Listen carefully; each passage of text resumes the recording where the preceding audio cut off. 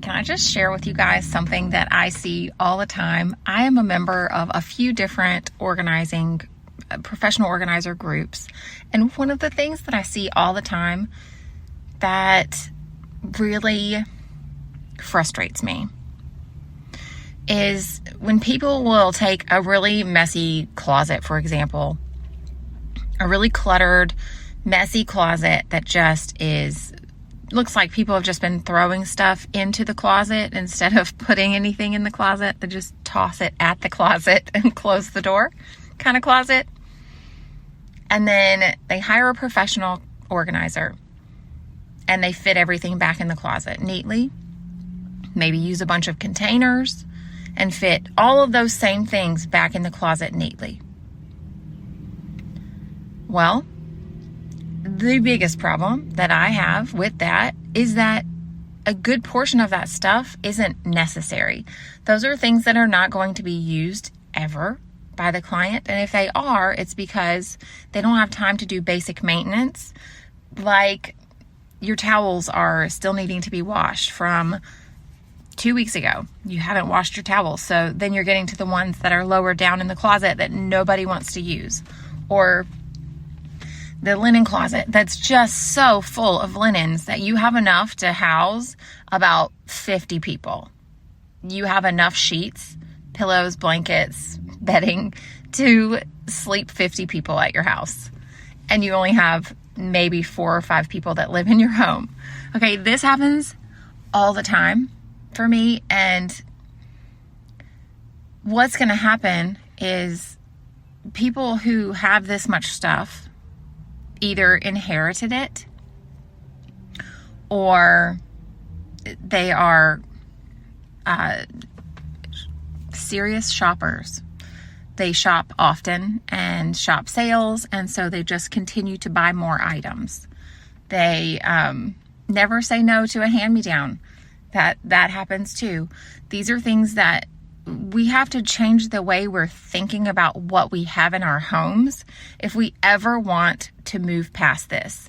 So oftentimes, if you've hired a professional organizer and they've come in and they've put all these systems in place and all of these containers and all of these baskets and bins and all of the things, and you spent so much money with the professional organizers getting all the containers in, and it looks beautiful and it could be on Pinterest.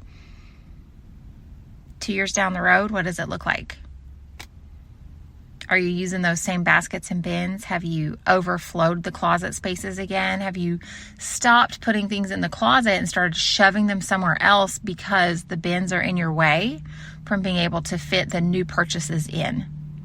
Are you still struggling to get the proper use out of that space? And are you still over shopping, overbuying, and bringing too much stuff into your home?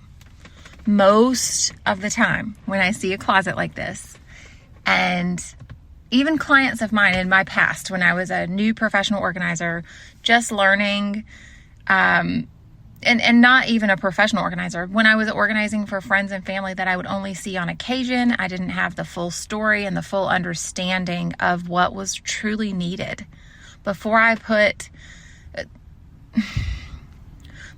set myself up and understood everything the way that I do now, that 80% of that stuff that's in the closet probably will never be used. 80% of it can probably be donated, given away, and just put the items that you actually use in your closets, in your kitchen, in your storage spaces, the things that you actually use. And get rid of the stuff that you're saving for one day, maybe just in case, because those things are in the way of you feeling at peace in your home. Because if you feel like when you open that, you have an uncomfortable feeling that you can't fit the things that you were going to put in, when you bring a fresh load of towels and you're trying to put them in the closet and now there's not space, and you get an uncomfortable feeling, and then it turns into stress because then you have to put them somewhere else and you have to, anyways, the whole point of this is that if you would just do a survey on your own, like take a few minutes and think about it. How much do you really need? How many towels does your family really need? If you have used all of the towels that you're going to use in a week, how many towels does your family need? For my family, it's about 2 towels per person. And I have probably 20 kitchen towels. So it's enough to fill the drawer. And we go through the entire drawer. But I also don't do a lot of paper towels. So the other thing that I have is I have floor towels, so rags. I have one basket that has rags in it. And some of them are big, some of them are small. You know, we have large, medium, and small. So basically a set of 4 towels. So we have 4 large towels, 4 hand towel sized, and 4 washcloth sized towels that we use for spills and messes. And that's something that I want you to really think about. If you use all the towels that you have in your possession, how long will it take you to wash them? If you use every towel in your home, how long will it take for you to do that laundry? Because for me, I can do 2 loads of towels, and that's enough for the whole house. Now, I also have a set of bath towels for guests. So I have 4 of each towels for guests. I do house guests a lot. We have 3 bathrooms in our home. We had 4 bathrooms in our last home. I've not gotten rid of the towels yet. I need to. I really do. I'm prepared to do that, but I haven't done it yet. We've only been in our house since right before Christmas, and other things have been priority over that, and I've been working a lot. But I know that some of those towels can go. We don't need all of those towels. We don't need an entire closet full of towels, because even in my family of 6 or more people, we are not going to use all of those towels. It's just not going to happen on a regular basis, or even every few months. It's not going to happen. So as you're thinking about your space, I want you to really think about what you're going to miss if you get rid of it. If you think you're going to miss it, put it aside. And the rest of it that you know you won't miss, you don't need, you don't use, it's not your favorite, it doesn't work properly, donate all of that stuff. Get it out of your house. Animal shelters take used towels. Even if you think it's trash, the animal shelters will probably love to have it, because when they bring in those animals anyways, there's so many reasons that they can use towels. Bedding, sheets, blankets, pillows. They can take those things in for animals, where a lot of places that are collecting items for humans aren't going to accept different things. Animal shelter doesn't matter. They love to have them. I donated a whole load of stuff at the veterinarian's office. They have a collection bin there, and they took all kinds of stuff. So I just want you to, as you're thinking about what's in your home, what's in your way, what spaces are you frustrated with? Is it your craft room? Is it your office? Well, how many repetitive items do you have in that space? What's your favorite one to use? What's one that you never use? What's one that you just have because you like the way it looks, but it's really not that functional? How many packages of paper do you have, and how many do you go through in a month, a week, a day? You know, how many are you going through? Do you need that many? If not, can you donate it to the school? Can you donate it to a nonprofit group? Like, is there something that you don't need? Craft supplies, that's a great thing to take to the schools, especially those low-income schools. They don't get the supply. A lot of the supplies come out of the teachers' pockets, because they care for the students, and the budget just isn't there to purchase the fun items. Okay? Think about that. What can you get rid of? I had one client that I did a craft room with, and she just had so much stuff she couldn't fit any more stuff on the shelves, and the shelves were too big for the items anyways. So she needed smaller categories, like smaller spaces to store stuff in. Those big cube shelves were about, 5 times bigger than what she needed for the little items that she had. She needed one of those like library file cabinets or something. Those old school vintage or whatever, antique now is what they're called. File drawers, just the tiny little square ones or rectangular shape that you put a card in. And that would have been perfect for all of her little cutouts and the things that she had in there for scrapbooking and the different projects that she did. So as you're looking at your space though, do you need everything that's in your space? Do you have it categorized by what, the way you use it? Like, are all of your bath towels together in each, we have 3 bathrooms. I don't mix the towels up. They are not all in one place. We have towels in each bathroom, right? That's not what I'm talking about. But I'm talking about office supplies, your back stock, so your extra items. We have extra shampoo in one place. It is in one place. Extra soaps, one place. Extra cleaning supplies, one place. We aren't having them in the laundry room, under the kitchen sink, under the bathroom sink, in all of the extra closets. They're not in the garage. They're in one place. That was the only place they needed to be. And honestly, I need to get to that. That is one of the spaces that I haven't gotten to in my own home. This is something that I need to do for my own home, is go through these closets and these storage spaces that have these items in it, these extra things that we never use. Our blankets are getting a little out of control. I don't need 2 closets for blankets. We have beds.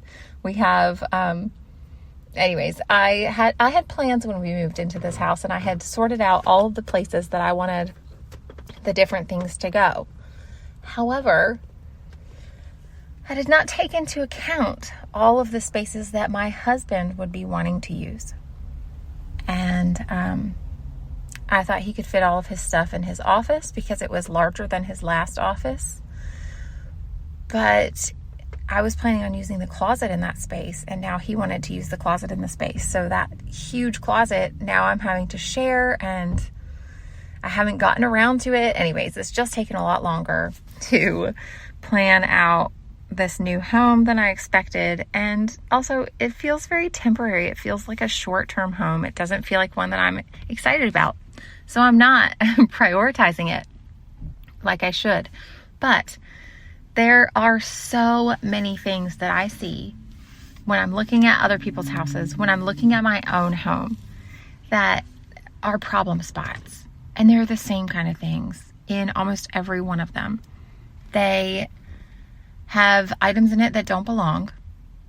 They have more of certain items than you need. And it just feels stressful when you look at it. The organization or the functionality of the space just is not there. And to be honest, a lot of the stuff that's in there, you're not going to use, and you don't need it. You're not going to go replace it if you get rid of it. You're never going to get it again. So don't worry about it. Let it go. Let it be a blessing to someone else. I have a container from my pantry, a bag of foods that I'm putting out on the porch again, of stuff that we aren't eating that just needs to go before it gets to expire. I didn't like it, whatever, the kids didn't want it. So it can go. We don't need to hold on to stuff and fill our spaces with things that we don't use, don't need, don't like, and that don't work for us. So when if you're planning on having a professional organizer come in to your home, I want you to if your professional organizer does not encourage you to purge items, then you need, unless you're a super minimal home, like if you are not a complete minimalist, plan to get rid of some things. Like, prepare yourself that you will be parting with a few items almost every session, because most of the time, if you feel that you need a professional organizer in your home or to help you, most of the time it's because you've started putting things on the floor and piling things up. Now, there are the occasional times where you just are such a busy person that you haven't had time to put things away. But even myself, there are things in my home right now that I know need to go, and I just haven't gotten around to it. I know there are things we don't use, that don't work for us, that I would not purchase again, and they just need to go. So if you are dealing with a mess and clutter and stress in your home, I want you to really think about what you can do without. Can you go ahead and create a bag or a box or a container, some sort of way to collect the items that you don't need and donate those yourself? Maybe you can do a little bit of this on your own, or maybe you do need to have someone else come in there and be with you and hold your hand through the process a little bit to get you started. But then once you see, and once you have broken through that barrier that was trapping you and keeping you stuck, then you can do a lot of it on your own. And then you may need to call in someone to help you figure out the systems that will help work for the way you think, because we all think differently. The way you think is different than the way your husband thinks and your kids think and your parents and other people that use the space, whoever's in your home. You've got to think through how everyone would be using the space. How does it work? The functionality for a client that's 6'2" versus a client that's 5'2", you have to think about how they can reach the spaces. And then if they have young children, we have to make sure that we don't have dangerous things or breakable things in reach of little hands that could be just destructive or careless. And we just have to think through the whole space. So if you need some help with that, I'm just a phone call away, really. Just reach out and call me, send a message on Facebook, join the Facebook group and ask in there. I want to be able to help you get away from being stuck. That is the main purpose of this podcast, is to help people get unstuck, to help give you some ideas and some thoughts to think about to really improve the way that you're living and to get rid of the clutter, to find organization that actually works for you, and to just truly simplify your life, to make things easier. Like setting up the kitchen, that kitchen podcast that I did, I think it was episode 20 or 20, somewhere in the early 20s. I think it was 20, 21, 22, I don't know, somewhere 20 through 24, somewhere in there. There's 2 kitchen podcasts that really walk you through the layout of any kitchen that you're in, really. And it's the functionality of it. It's how can you keep from going back and forth? How can you create a fluid motion for how you use the space? Because what I want to do is take away all of those multiple steps of thinking through the process that we do every time we're using the space.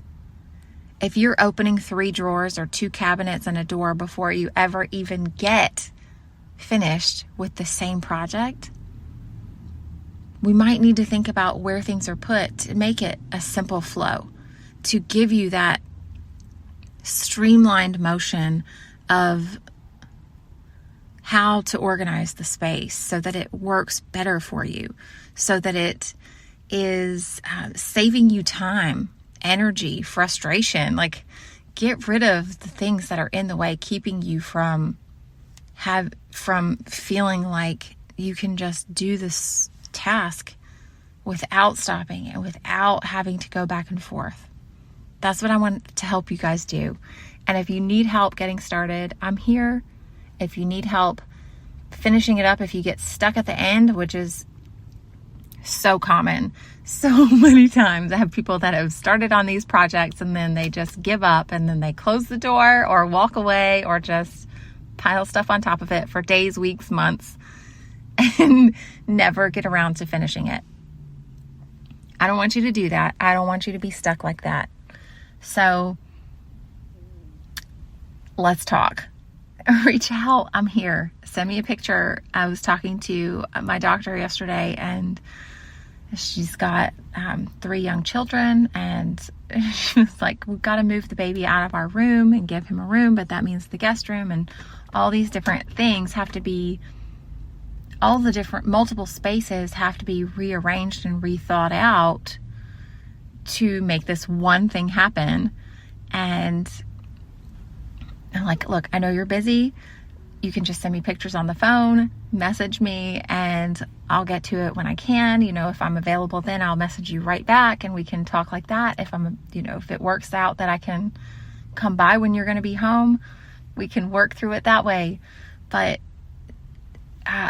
don't let it sit on your shoulders. This is something she's been struggling with for months, and she's just now getting around to asking for some help. So I want you guys to not struggle with these things for so long and know that I'm here.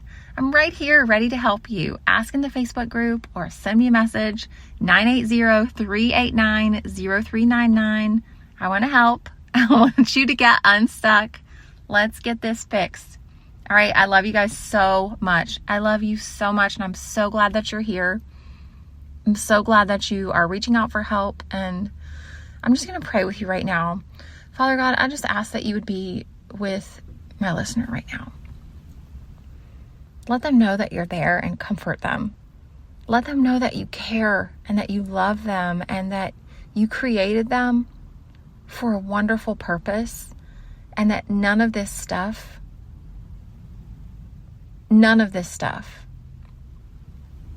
is more important than the people and the love that we show others. Break them free from any bondage that they have, tying them to living in this situation where they feel stuck, Lord. Show them how to break free from that frustration and from those feelings of guilt and negative thoughts, Lord. Fill their minds with the truth, with your truth, so that they are not tied down by the lies anymore. Set them free. In your holy name I pray. In Jesus' name I pray. Amen.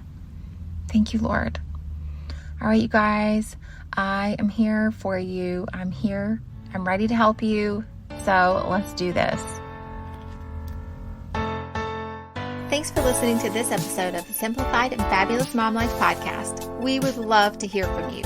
Our podcast hotline for US is 980-389-0399. You can share your tips and tricks, topic suggestions, ask questions, and let me know if we should answer any of these on the air. For other ways to connect, you can reach us at jmorganizingspaces.com. Thanks for listening to this episode. Did I say it right?